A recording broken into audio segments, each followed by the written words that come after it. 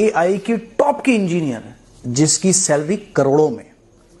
جب دل میں اللہ درد دیتا ہے نا، انسانیت کا درد ہوتا ہے، تو آدمی بے چین ہو جاتا ہے. وہ ظلم نہیں دیکھ سکتا، وہ سب کچھ برداشت کر سکتا ہے لیکن ظلم برداشت نہیں کر سکتا. وہ دنیا کا ہر نقصان برداشت کر لے گا لیکن ظلم کے خلاف وہ چپ نہیں بیٹھے گا.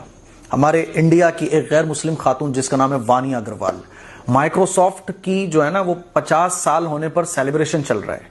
امریکہ میں ایک لائیو پروگرام چل رہا تھا جس میں بل گیٹ جو مائکروسافٹ کا آنر ہے، فاؤنڈر ہے، وہ بھی وہاں موجود تھا اور بڑے بڑے لوگ موجود تھے. وانیا اگروال نے سب کے سامنے کھڑے ہو کر یہ بات کہی کہ تم پر شرم آنا چاہیے، تم سب منافق ہو، تم سب بے غیرت ہو. غزہ کے اندر جو 50,000 لوگ مارے گئے نا، اس میں مائکروسافٹ اے آئی کا استعمال ہوا ہے. اسی لیے میں اس جاب کو چھوڑتی ہوں، میں لات مارتی ہوں ایسی جاب پر. اور وانیا اگروال نے کروڑوں کی جاب پر لات مار دی.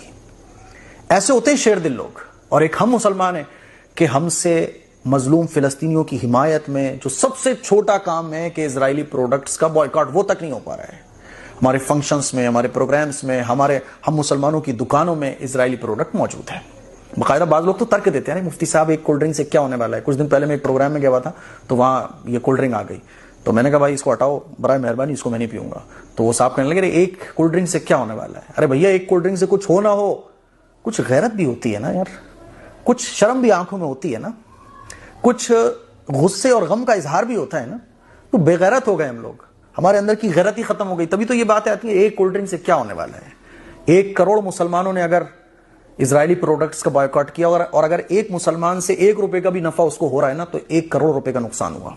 ٹھیک ہے اس پہ کوئی فرق پڑے نہ پڑے لیکن فرق پڑتا ہے. یاد رکھو فرق پڑتا ہے. جب مسلمانوں کی کروڑوں کی آبادی بائیکاٹ کرتی ہے تو فرق پڑتا ہے.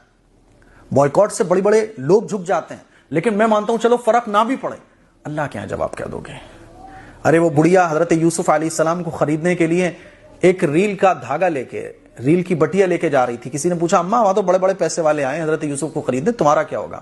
تو کہنے لگی کم از کم خریداروں میں میرا شمار ہو جائے گا. آخرت کے میدان میں جب اللہ اعلان لگائے گا تو میں کہہ سکوں گی کہ میں بھی حضرت یوسف کے خریداروں میں تھی. ایک چڑیا چونچ میں پانی لے کے حضرت ابراہیم علیہ السلام کو آگ میں جب ڈالا گیا تو پانی ڈالنے جا رہی ہے. تو پوچھا فرشتے نے کیسے کیا ہوگا؟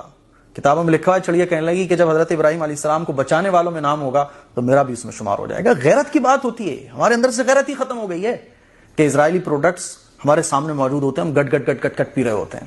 ہماری دکانوں میں اسرائیلی پروڈکٹ بھرے ہوتے ہیں، ہم بیچ رہے ہوتے ہیں اور ہم خریدنے جا رہے ہوتے ہیں. غیرت ختم ہو گئی، آنکھوں کی شرم ختم ہو گئی. ایک وانیا اگروال ہے جس کے اندر غیرت موجود ہے، وہ ظلم کے خلاف ایسے آواز اٹھا رہی ہے کہ کروڑوں پہ لات مار رہی ہے.